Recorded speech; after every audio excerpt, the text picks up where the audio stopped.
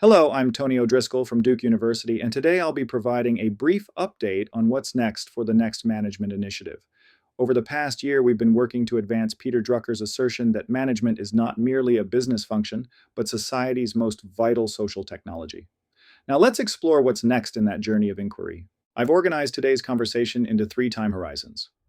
Then, looking back at how Peter Drucker defined management as a discipline. Now, taking stock of where we are today as management faces a polycrisis of compounding complexity and changing rates of change.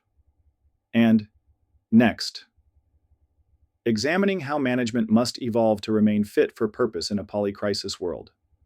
The upcoming phase of our research is about engaging each of you in defining what the next management should become. Let's begin by rewinding the clock to the 1940s. This is when Peter Drucker first became interested in the workings of large institutions, corporations, nonprofits, and government agencies. And what he observed at that time was surprising. Drucker noticed that although organizations were deploying disparate techniques, approaches, tools, tactics, and heuristics, there was no unified set of management principles and practices, no common framework, no integrated approach, no clear way to align purpose, people, and process. So, Drucker set out to close that gap. He pulled these disparate strands together with his own observations to weave management into the discipline we practice today. And crucially, Drucker believed that management's reach should extend far beyond the corporation.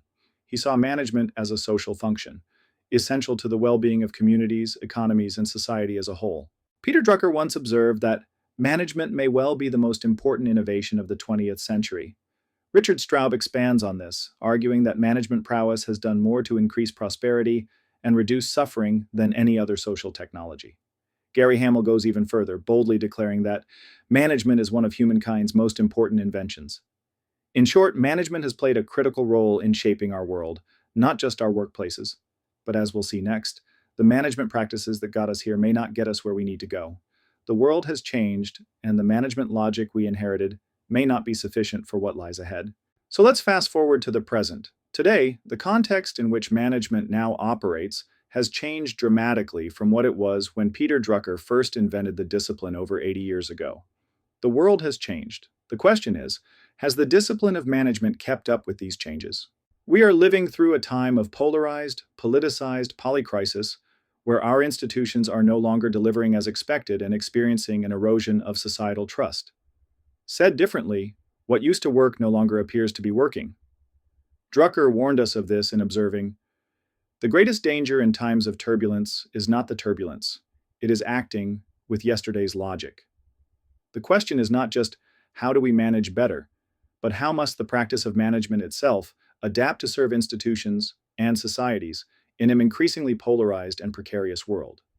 That's why now is the time to evolve a new version of this social technology, one that's fit for our time and better suited to unlocking collective performance and renewed trust in institutions. So, what must management become next?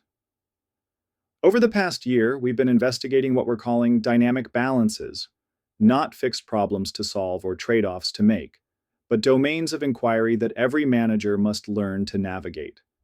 These domains recognize that management is not a static discipline, but one that must constantly adapt and evolve in context.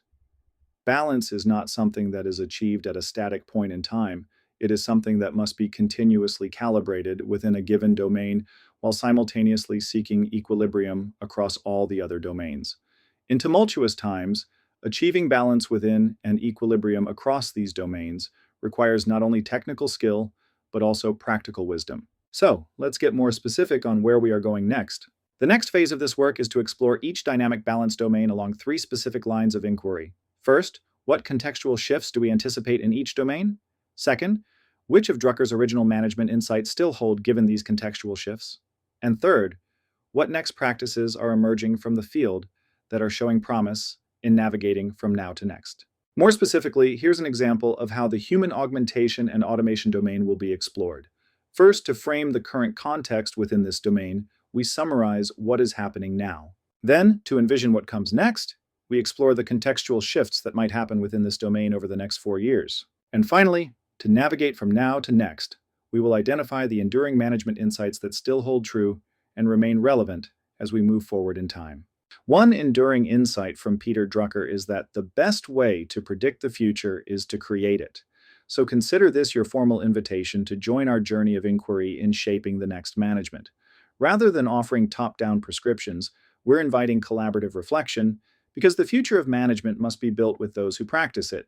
Academics, researchers, consultants, coaches, executives, and employees all have a crucial role to play in shaping the next evolution of management.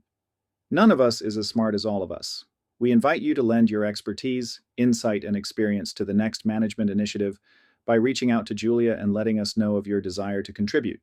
I look forward to working with you to build the next management that serves not only performance, but purpose, people, and societal progress. Thank you.